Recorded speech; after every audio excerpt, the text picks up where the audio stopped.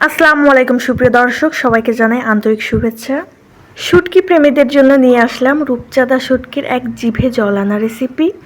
কি মশলা দিয়ে রূপচাঁদা শুটকি রান্না করলে রূপচাঁদা শুটকির আসল যে স্বাদ সেটা বজায় থাকবে, ফ্লেভার ঘ্রাণ কোনোটাই নষ্ট হবে না, সেটাই আজকে আপনাদের সাথে শেয়ার করব। পুরো ভিডিওটি দেখুন, আশা করি ভালো লাগবে। রূপচাঁদা শুটকিগুলো খুব ভালোভাবে কেটে পিস পিস করে নিয়েছি পরিষ্কার করে। এখন আমি চুলায় দিয়ে দিয়েছি পানিটা টকবগে ফুটন্ত গরম হতে হবে।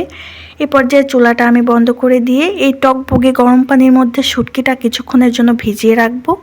আধা ঘন্টা 1 ঘন্টা আপনাদের হাতে যেরকম সময় থাকবে ভিজিয়ে রাখবেন। শুটকি মাছটা আগে থেকে এভাবে ভিজিয়ে রাখলে অনেক নরম হবে, সফট হবে এবং মশলাগুলো ভালোভাবে মাছের মধ্যে ঢুকবে। এমনকি মাছের যদি এক্সট্রা কোনো গন্ধ থেকে থাকে সেটাও চলে যাবে, মাছটা ভালোভাবে পরিষ্কার হয়ে যাবে। এখন আমি চুলায় একটা প্যান বসিয়ে দিয়ে দিয়েছি সরিষার তেল। আপনারা চাইলে এখানে সয়াবিন তেলও ব্যবহার করতে পারেন। সরিষার তেলটা ভালোভাবে ফুটিয়ে একটু হালকা করে নিয়ে তারপরে দিয়ে দেব 2 টুকরো দারুচিনি। দারুচিনি থেকে যখন ভাজা একটা ফ্লেভার আসবে তখন দিয়ে দেবো 1 কাপ পেঁয়াজ কুচি। তেলটা আমি ফুটিয়ে নিয়েছি যাতে তেল থেকে এক্সট্রা যে সরিষার কাঁচা স্মেল আসে সেটা যাতে না আসে। এখন পেঁয়াজের মধ্যে আমি দিয়ে দিব সামান্য লবণ দিলে পেঁয়াজটা তাড়াতাড়ি ভাজা হবে। আমি এখানে পেঁয়াজটা ব্রাউন কালার করে ভেজে নিয়েছি।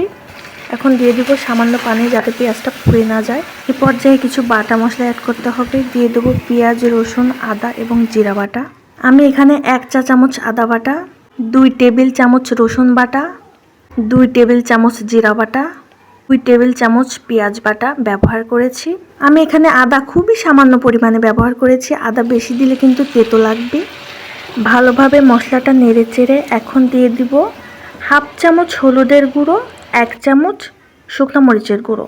আপনারা চাইলে এখানে শুকনো মরিচের গুঁড়োটা বাড়িয়ে দিতে পারেন, আমরা ঝাল কম খাই এই জন্য কম দিলাম। এখন ভালোভাবে মশলাটা নেড়ে চেড়ে কষিয়ে কেটে রাখা আলুগুলো দিয়ে দিব। এখন আমি ভালোভাবে নেড়ে চেড়ে কষিয়ে নিব। যত ভালোভাবে কষাবেন রান্নাটা কিন্তু ততই মজা হবে। এরকম সহজ রান্নার ভিডিও পেতে অবশ্যই আমার চ্যানেলটি সাবস্ক্রাইব করে রাখবেন। আলুগুলো কষানো হয়ে গিয়েছে, এখন আমি পরিমাণ মতো পানি দিয়ে দিব সেদ্ধ হওয়ার জন্য। মাছগুলো আমি ভালোভাবে পানি পাল্টিয়ে 3-4 বার করে ধুয়ে পরিষ্কার করে পানি ঝরিয়ে নিয়েছিলাম অফ ক্যামেরায়। এখন মাছগুলো আমি দিয়ে দিব।